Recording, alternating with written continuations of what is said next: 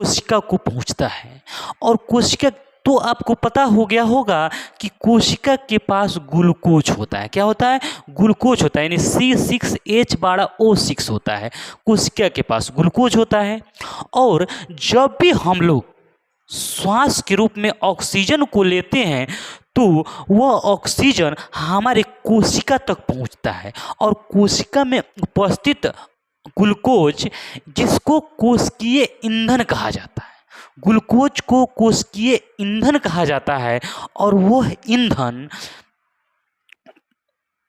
कोशिका द्रव्य में हमारा एक एंजाइम पाया जाता है, जिसको ऑक्सीकरण करके, यानी ग्लूकोज और ऑक्सीजन का ऑक्सीकरण करके CO2, H2O और ऊर्जा मुक्त करता है। तो इसी के बारे में समझते हैं। यानी हमारे कोशिका के अंदर श्वसन की क्रिया होती है। कोशिका के अंदर श्वसन की क्रिया होती है तो एक कोशिका द्रव्य में होती है और एक माइटोकॉन्ड्रिया में होती है। तो इसको समझने का प्रयास करते हैं। तो चलिए शुरू करता हूँ। देखिएगा, समझिएगा, यहाँ पे श्वसन वैसी क्रियाओं का सम्मिलित रूप है। श्वसन वैसी क्रियाओं का सम्मिलित रूप है।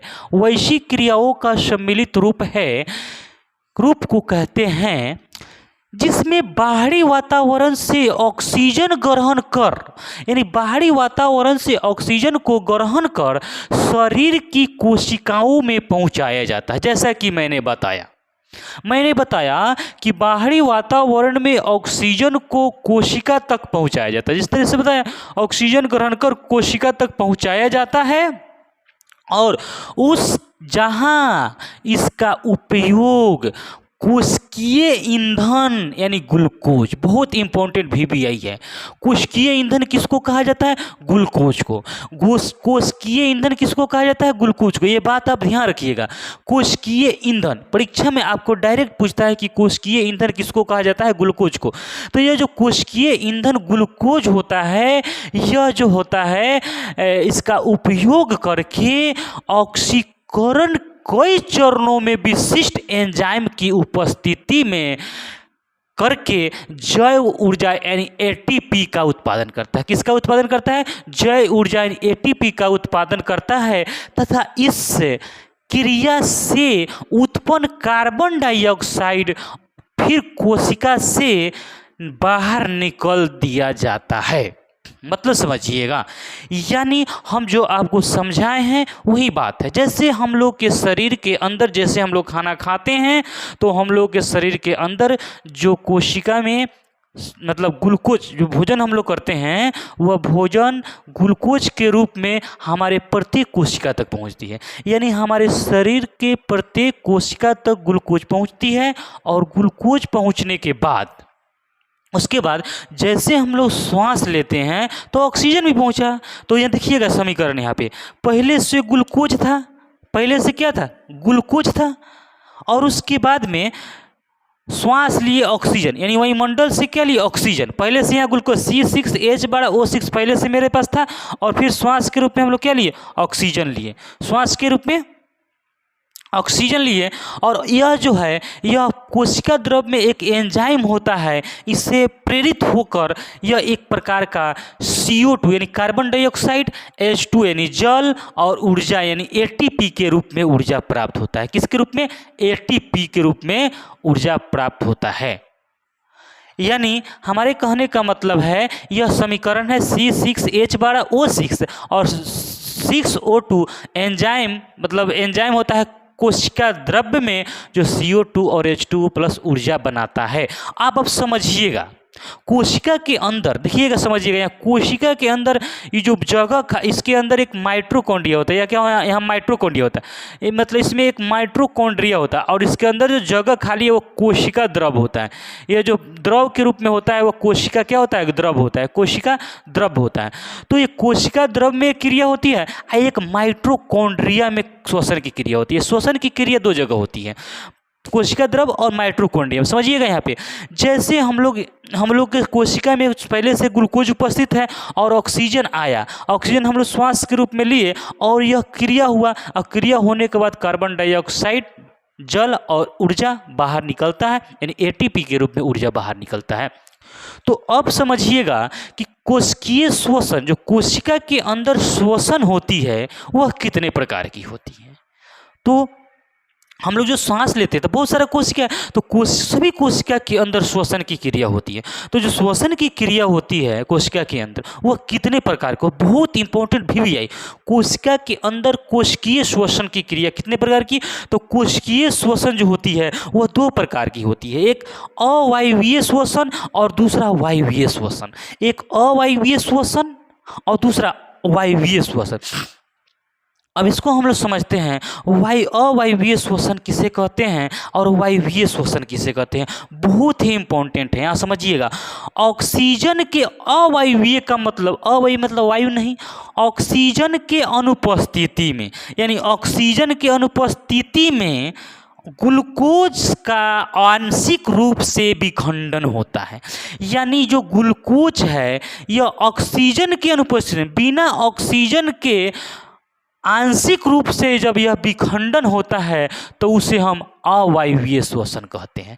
यानी श्वसन की वैसी क्रिया, अवायवीय श्वसन किसे कहते हैं, श्वसन की वैसी क्रिया जिसमें ऑक्सीजन की अनुपस्थिति में, यानी बिना ऑक्सीजन के जो हम लोगों का C6H12 यानी ग्लूकोज होता है वह विखंडन होता है, यानी आंशिक रूप से विखंडन होता है, उसे हम अवायवीय श्वसन कहते हैं। और यह जो क्रिया होती है हमारे कोशिका द्रव्य में होती है। यह क्रिया जो होती है कोशिका द्रव्य में होती है, यानी साइटोप्लाज्मा में होती है। साइटोप्लाज्मा में आपकी यह प्लाज्मा, यानी साइटोप्लाज्मा में यह क्रिया होती है। कौन? अवायवीय श्वसन। यानी बिना ऑक्सीजन के ग्लूकोज का आंशिक रूप से टूटना अवायवीय श्वसन कहलाता है। और यह क्रिया आपको कोशिका द्रव्य में होती है।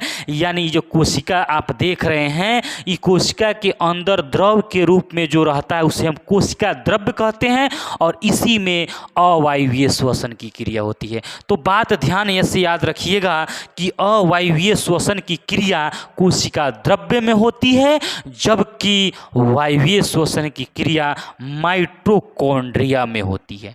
यानी माइटोकॉन्ड्रिया यहाँ जो आप देख रहे हैं इसमें होती है वायवीय श्वसन की क्रिया, और जो देख रहे हैं जीव द्रव्य इसमें होती है आपको अवायवीय श्वसन की क्रिया। यानी वायवीय श्वसन की क्रिया समझिए, ऑक्सीजन की उपस्थिति में, यानी बिना ऑक्सीजन के नहीं, ऑक्सीजन की उपस्थिति में पाइरूवेट का पूर्ण विखंडन होता है, उसे हम माने पाइरूवेट का पूर्ण विखंडन होता है, और यह क्रिया माइटोकॉन्ड्रिया में होती है। तो आप समझ गए होंगे श्वसन क्या है और श्वसन, कोशिकीय श्वसन कितने प्रकार। तो देखिए एक बार फिर से, श्वसन जो है हमारे शरीर के अंदर जो ग्लूकोज उपस्थित होता है और हम लोग सांस के रूप में जो ऑक्सीजन लेते हैं, वो दोनों मिलकर एक प्रकार का उसमें कोशिका द्रव्य में एंजाइम पाया जाता है, जो विक्रिया करके CO2 जल और ऊर्जा के रूप में, ATP के रूप में ऊर्जा प्राप्त होता है।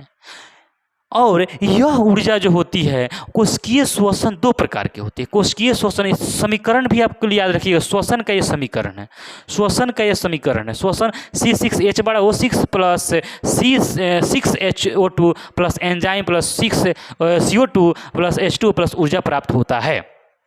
अब ध्यान से समझिएगा कि कोशिकीय श्वसन कितने, कोशिकीय श्वसन 2 प्रकार के, एक होता है कोशिका द्रव्य में और एक होता है माइटोकॉन्ड्रिया में। एक माइटोकॉन्ड्रिया में जो होता है उसमें ऑक्सीजन की उपस्थिति में होता है, और कोशिका द्रव्य में जो होता है उसमें ऑक्सीजन की अनुपस्थिति में होता है। यानी माइटोकॉन्ड्रिया के जो अंदर श्वसन की क्रिया होती है वह ऑक्सीजन की उपस्थिति में होती है, और कोशिका द्रव्य के अंदर जो अभिक्रिया होती है वह कोशिका मतलब क्या होती है, ऑक्सीजन की अनुपस्थिति में होती है। इसीलिए हम लोग माइटोकॉन्ड्रिया के अंदर जब श्वसन, जो हम लोग सांस लेते हैं, ऑक्सीजन लेते हैं, तो माइटोकॉन्ड्रिया में वो क्रिया हुआ, और माइटोकॉन्ड्रिया में बहुत सारा ऊर्जा का निर्माण करता है, ATP ऊर्जा का निर्माण करता है। इसीलिए हम लोग माइटोकॉन्ड्रिया को पावर हाउस ऑफ सेल कहते हैं, यानी कोशिका का ऊर्जा गृह कहा जाता है किसको, माइटोकॉन्ड्रिया को। क्यों?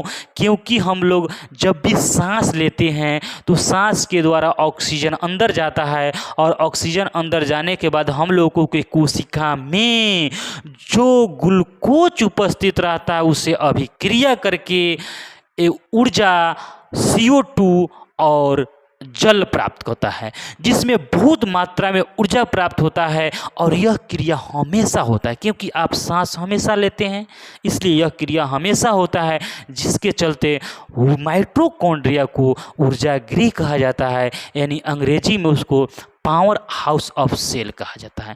तो आप इतना बात समझ गए होंगे। अगर वीडियो अच्छा लगा होगा तो इसे लाइक करिएगा, सब्सक्राइब करिएगा तथा दोस्तों के साथ शेयर करिएगा। जय हिंद, जय भारत।